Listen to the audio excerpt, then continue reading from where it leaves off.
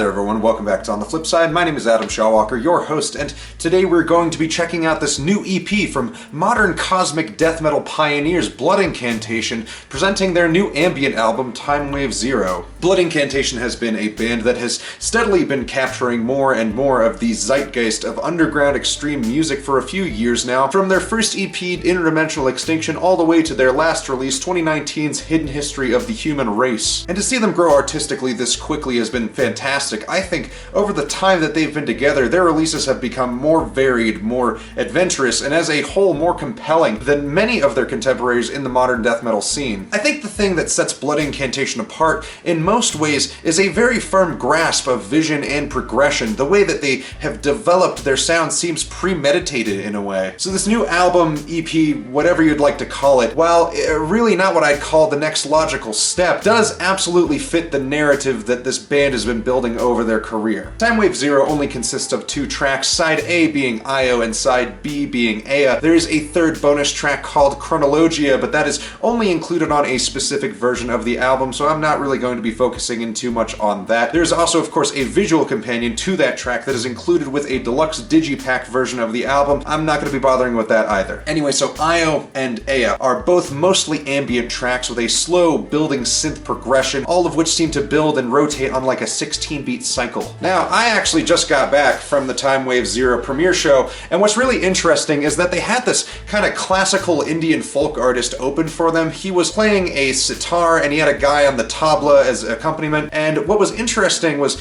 going into his performance, he kind of broke down how the music he was playing was structured, and that this is like the classical style that he was playing was broken down into loops of like 16 beats. And the interesting thing is he counted everything in these 16ths, and then on the one, the whole thing would kind of loop itself in a very like parallel way compared to actually how Timewave 0 cycles itself. This is very noticeable on the second track, Ea, with its very hypnotic modulated synths. You can kind of count to a 1, 2, 3, 4, 5, and so on until you get to 16, and then back on the 1 it'll cycle through again. And if you listen to it on the record, it's a lot more obvious where it kind of starts, but I just thought it was really interesting that the way they paralleled that in a live setting, kind of pointing that out without really just drawing full attention to it. I thought it was a really clever move on their part. And I really only bring that up because this whole album draws influence from just so many places. There's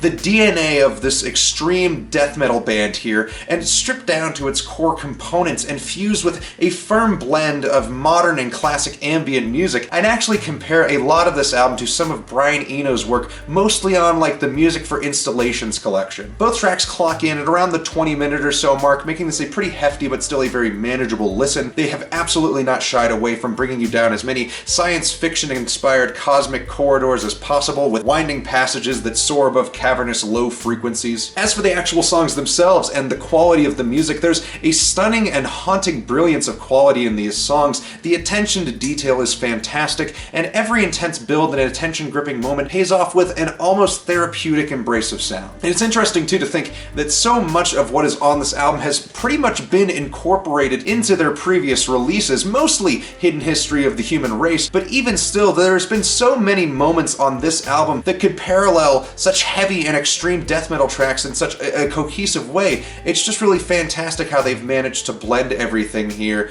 and just allow the listener to kind of pick things out for themselves that they can hear on other releases that they've put out. It's really well done. I have seen a lot of people pan this album too for its departure from their normal sound, and to me I think that's just a narrow and kind of a shallow stance to have. This is exactly the kind of thing that I wish more bands would attempt to take on. This fundamental shift in writing and focus is such a benefit to Blood Incantation as a whole. After this album, there never really can be another album from this band that doesn't in some way connect with this release, and for this to be such a unique and expressive piece, that is just such a massive asset to have. And I am anticipating that going forward there's always going to be a bit of a fundamental shift for this band. I'm certain that the intense, fast-paced death metal will return, but I think it'll be coming from an increasingly sensitive and mindful place. And if I were to adjust anything on this record, or really the only minor thing that I could see being a bit nitpicky about, is that I would have really loved to have seen more actual percussion utilized on the album.